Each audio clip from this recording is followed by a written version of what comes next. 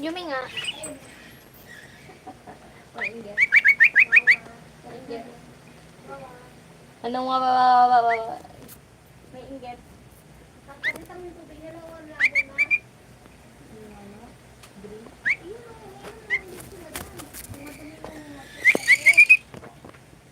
Ano, wait. Pasok mo na. Tingnan mo yung ibon mo. Tingnan mo yung ibon mo.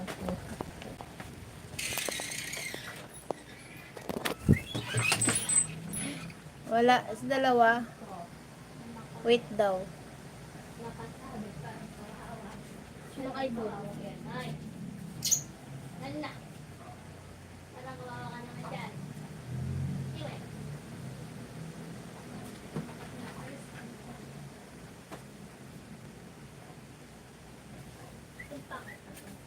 Sinong idol? Idoling. You belong to Babay na tayo. Baka umabot pa to ng 3 hours.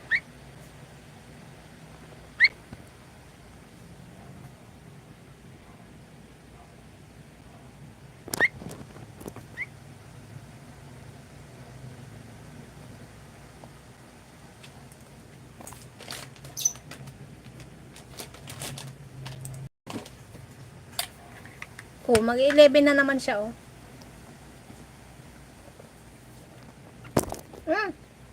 Malaglag yung phone ko, pulot.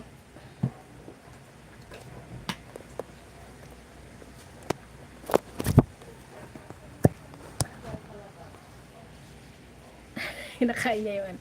Kinakain niya yung ano, tinapay. Oo, kainin mo. Ay, naku, matlaglag talaga to. Yan ang pagkain mo, oh. To.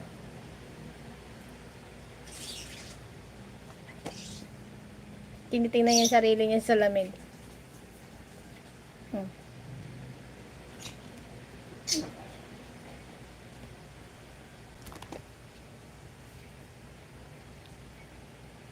Oo, nakawala siya dito sa loob kwarto.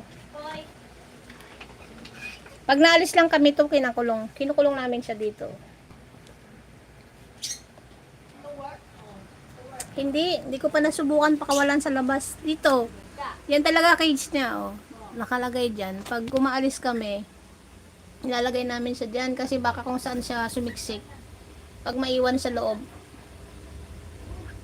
Baka kung saan siya sisiksik, hindi na siya makita pag ano. Paano kung nalaglag sa dulo-dulo yan? Hindi na makaalpas. Ayan, oh. DIY. DIY ko lang tong. Wait lang, pakita ko, ah. Ayan, DIY kids. DIY ko lang to, Rickman. Oh, nalibre yung kulungan ni Pot. Oh. Wala kumulog. Bumili ako ng ganito sa palengke, oh, yung lagayan ng prutas. Kaya lang di pinabayaran sa akin. Tapos may mga rita-ritaso akong ano ganito. Oh, di ba? Akala mo ikaw lang ang marunong magbuting-ting. Ako'y marunong din sa buting-tingan. Karpentera, labandera, tubera. O pag mag-isa ka sa bahay kasi talaga all around tayo, pwedeng yung patungan ng washing machine, o di ba ako rin naggawa niyan. Dami ko pa rin viewers. Ang nakakapanghinayang yata mag-end. Ayan, oh, gawa ko rin yan, oh, yung patong na yan, oh. Yun ang kagandahan pag karpentero yung magulang, no. Ipasyal ko na lang kayo dito. Consume lang yung 3 hours. Pasyal.